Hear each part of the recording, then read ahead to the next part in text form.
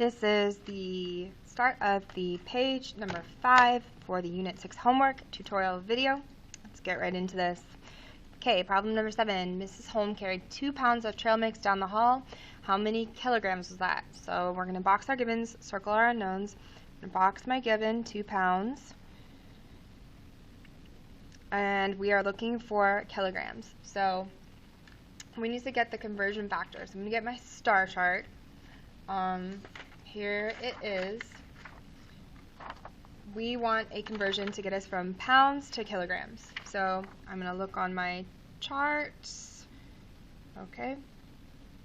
1 pound is equal to 0.45 kilogram. So I'm going to draw my little railroad track. So ours said we always start with our given. My given is 2 pounds. 2 pounds, or lbs, depends how you want to write it. We're going to disco down pounds.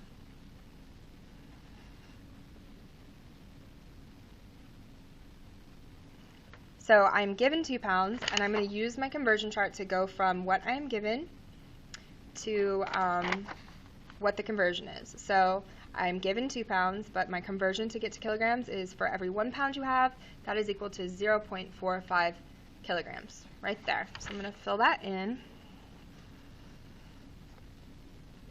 and plug it into my calculator. I'm going to multiply what's on top, so I'm going to multiply 2 times 0.45, use parentheses.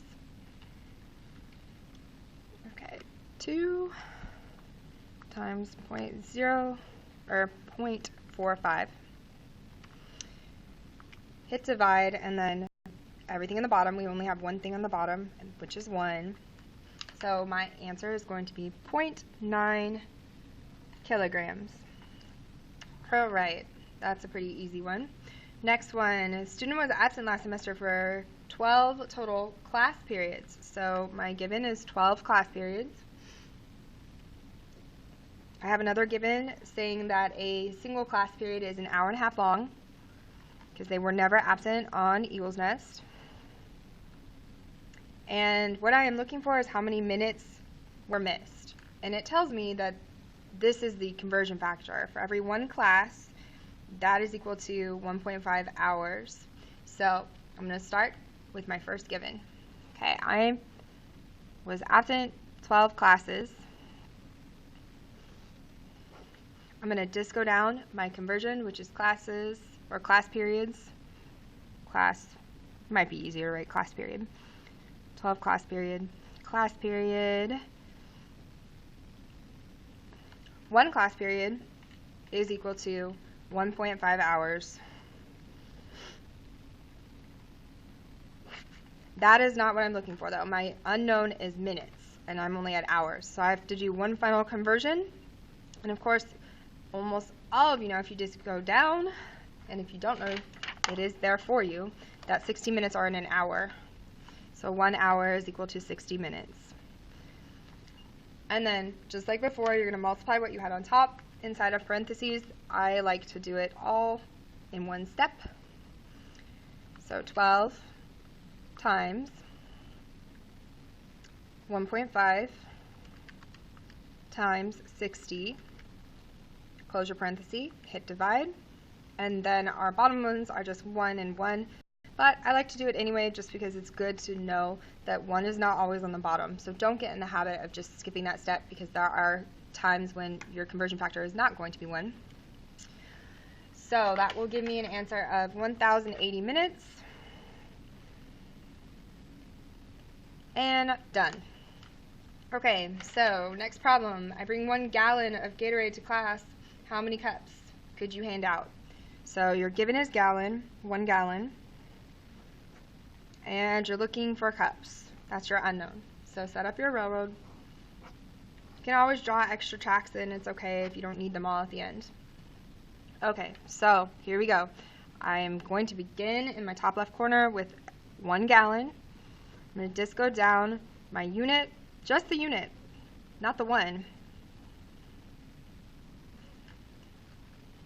So I need to figure out how to get to cups going all the way from gallons. So one good way to go about this when you're choosing your conversion factors is look at where you're going, think about what you have and what you need to get to. So I have 1 gallon, right? And I need to get all the way to cups. There is not a direct conversion, but I do see that I can go from gallon to quart, and then from there you can go to quart to pint, and then you can do a conversion from pint to cup.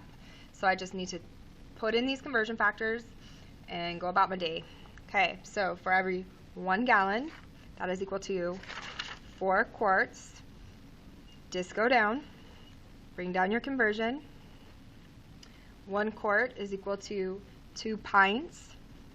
This is just copying conversion factors, right? See, there we are. And then just go down, bring down that unit, pint, and what you want to end up with at the end in your top right box is what you've circled, okay? That's not what you have. You need to keep going with your conversion. So I want to get to cup, and for every 1 pint, that is equal to 2 cups. Okay, so then you can just multiply all those things, and honestly, you could probably do this one in your head. I'm not very good at math, but I can still do this one in my head. So I can think to myself, 1 times 4 is 4, 4 times 2 is 8, 8 times 2 is 16. All the things on this problem happen to be 1. You don't have to ever do it in your head, but for ones this easy, it's easier just to multiply it out. 16 cups. No problem. Okay, how many particles are in Avogadro's number? It's been a while since we've done that, but Avogadro's number is, if you've forgotten, don't forget that that is listed. That's a piece of information that is on the back of your periodic table, but it is 6.02 times 10 to the 23rd particles. A particle can be anything. It can be not anything, but what we consider particle: molecules, atoms, what did we say, MAPFU is formula units, all count for particles.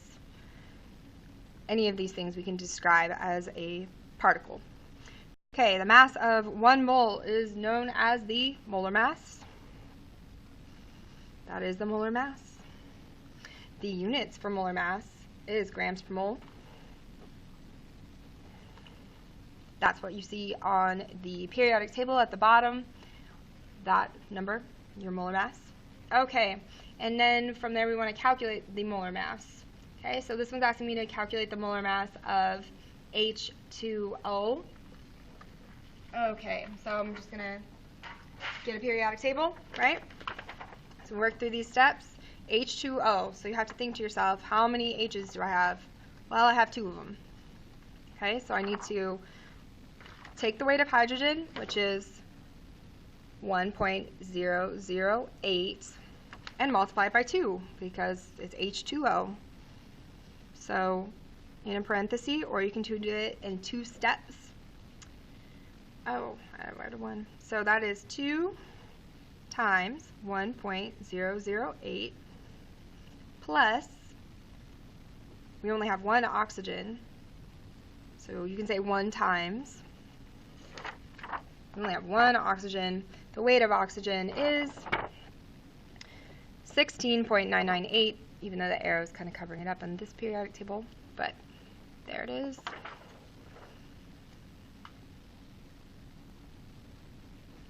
And when we plug that into your calculator, you can either do it in 2 steps, or you can be like me. Don't be afraid of your parentheses.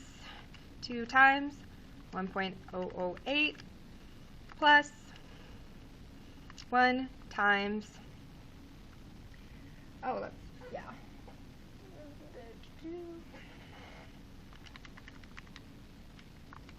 And I'm going to get this 15. 18.014 or thereabout. Depends on the exact periodic table. These numbers might vary a little bit depending on your periodic table. Something close to that though. So that is how we're going to do that. And just because I'm feeling in a generous mood. I'll do this last problem with you. Miss Holm had to walk 204 yards to use the restroom between classes. Relatable. Okay, so that is my given. We all know how that work can be tough. We're looking for how many centimeters that will go to. So always start with what you are given, 204 yards. Just go down your yard. Now, there's not going to be a direct conversion from yard to centimeters, so you're going to have to look at your conversion factors, right? We've got a conversion though, yard to feet. From there we can do feet to inches, and then we can do inches to centimeters. So it's just a matter of just taking it step by step until you get to what you are looking for. So always begin with the end in mind. Know where you're going, right? If I'm trying to get to centimeters, I have to do all those proper conversions in between. So I'm going to start with the 1 yard is equal to 3 feet. Then you can ask yourself, is that what I'm looking for? Is that what I circled? No? Okay, I need another conversion. Just go down, feet. Okay, so every single foot is equal to 12 inches. That's going to be my next step, because ultimately I want to get to centimeters, right? So 1 foot is equal to 12 inches.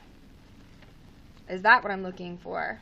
Is that what I circled? No, I have another step to do. All right, so I'm going to just go down inches again, and then I'm going to get to my final conversion, which is 1 inch is equal to 2.5 centimeters. And see, that is what I circled. That's what I was looking for. So now I know I've completed all the steps. So once you finish plugging that all into your calculator, remember you're multiplying everything on top. And actually, maybe I'll let you try that out since we've set it up. And I'll let you try that one as well. So find your final answer. And then for plus 4, you can write in stoic. I love stoic because we're getting there. This is your beginning close to stoichiometry. We're starting with dimensional analysis. We're moving in there. You'll know and love this term. Little preview of that. So great job, and we'll see you in the next video.